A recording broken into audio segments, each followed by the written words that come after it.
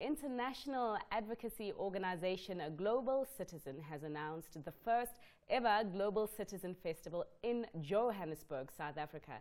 And now to get your hands on the tickets, you'll have to earn them. But I'm now joined by the man who is bringing this festival to South Africa. That is CEO of Global Citizen, Hugh Evans. Hugh, thanks so much for your time. I mean, Twitter was so abuzz yesterday, you know, with learning that Beyonce and Jay-Z were coming to South Africa, amongst other fantastic artists. But of course, it's not just about the headline artists. This event is a whole lot more.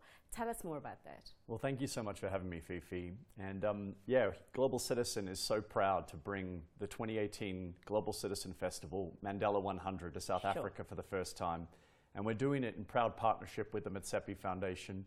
Patrice Motsepe and Dr. Precious have been incredible patrons of ours, and we're thrilled to be working with them to bring this festival to South Africa. Really, the festival is focused on the mission of alleviating extreme poverty by 2030. But the thing that makes this different is you can't buy a ticket. You have to earn your way in. So 70% of all the tickets are completely free in exchange for your actions.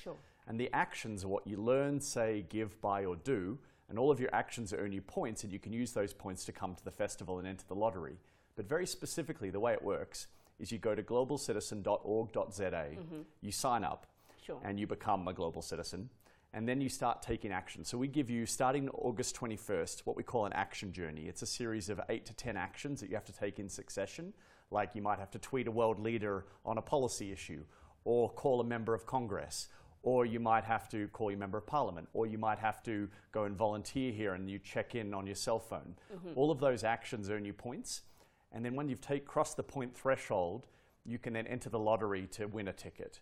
And because there's so many people that have applied, in the last 24 hours, over 100,000 people have already applied to win tickets. So there's going to be more people that want to come. That's exactly the amount of tickets that are available for everyone to attend. There are so many people that are, I mean, I'm thrilled with the response. You know, to put that into comparison, last year when we took Global Citizen to Germany, it took 3 months for about 60,000 people to sign up, whereas in one day in South Africa, more than 100,000 people have. And tell me why you think that is. I mean, is it because of the Mandela magic that is tied to this event, as is commonly known? Or is it because, you know, the continent is very big, and I do understand that this goes across, you know, not only in South Africa, but this is open to every single African living on this continent? So I think the reason why this has become such a groundswell in such a short period of time is, one, yes, because Beyonce, Jay-Z, Pharrell, Chris Martin and Coldplay, D'banj, Wizkid, Tiwa Savage, you know, Casper Noivest. I mean, the list goes on. Shoma Josie, they're the most incredible lineup you could possibly put together. I mean, we're really thrilled and blessed that it's come together this way. I think the second thing is that our production partners, the Motsepe Foundation, have such incredible credibility on the continent, as well as big concerts who are working to produce it with us.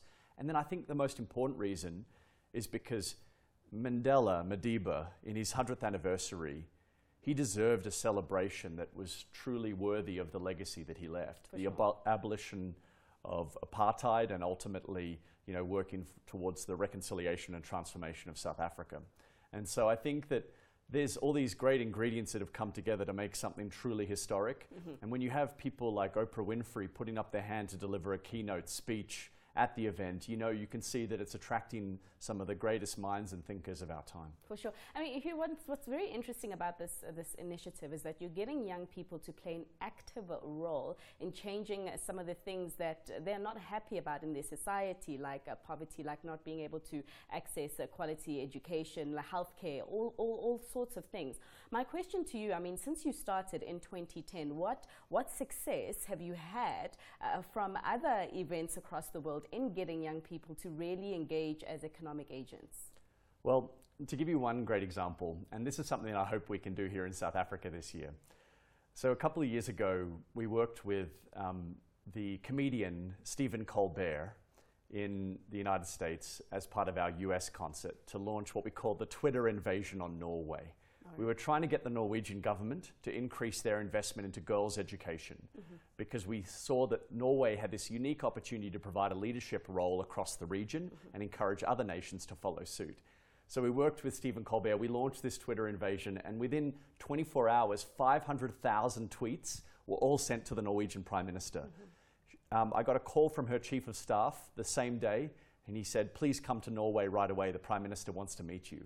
I sat opposite her the next day, like you and I are sitting here, Fifi, and she said to me, Hugh, will you please turn off the tweets? I'm in the middle of a local election. How can I respond? And I said, what we want you to do is announce a $250 million investment for girls' education. Sure enough, 2 months later, she got on stage at Global Citizen and was true to her word. Wow. And now Norway is one of the largest contributors to global education in the world. Wow. And that's the power of the movement. When it's democracy at work, it's modern day democracy, because it's citizens taking hold of the devices that are in their hand and using them to power democracy, encourage world leaders to step up and be accountable to deliver the sorts of futures that I think everyone deserves. I mean, Hugh, I also listened to your speech yesterday, and you did mention that you actually got Australia's government to double the amount of aid that it, contributed towards the country and the like. But my question to you is that, I mean, Africa, I'm sure you're well aware of the problems that we face as a continent. And I think that one of the burning issues that we face is that of jobs, and specifically jobs for the young people, as we are very soon going to be the majority of the population, the working age population. So, I mean, what outcome do you envision, or would you like from Africa? And if you had policymakers watching you right now, because we are Pan-African, I mean, what kind of commitments would you like them to put on the table? Well, I mean, it's perfect that we're on CNBC, because it's always about the economics of how this all works. And I believe, as a trained economist, that the building blocks for economic growth and for job creation are to first have the enabling environment, which is strong education and strong health. And so on the issue of global health, to start with, we are calling on really the African Union, under the leadership of President Paul Kagame, to set up a new fund to support tackling neglected tropical diseases. There are over 1 billion people around the world that have highly preventable diseases that are keeping them out of jobs, keeping them out of work, and they can be prevented by very simple interventions. Already, some of the major pharmaceutical companies have donated close to $4 billion in drugs that have not been deployed yet. So we need to raise $250 million to make sure those drugs can be deployed to the 1 billion people on this planet who need it most, to provide the building blocks for economic growth. The second thing on education, and this is really important. Earlier this year, I had the privilege of being in Malawi with President Macky Sall in Senegal with President Macky Sall, and also with France's President Macron, and we brought Rihanna, one of our partners and supporters, with us from the Clara Lionel Foundation, to actually advocate for change. Through that campaign, we secured $2.3 billion to help finance education. That might sound like a lot of money, but actually the goal was to raise $3 billion. So we're about $700 million short right now, and there were some countries in the world that simply didn't pledge. Fortunately, Malawi, Senegal, many of the local regions actually pledged, but still we're waiting on the Netherlands under Prime Minister Rutte of the Netherlands. We're also waiting on Germany to step up their commitment to global education.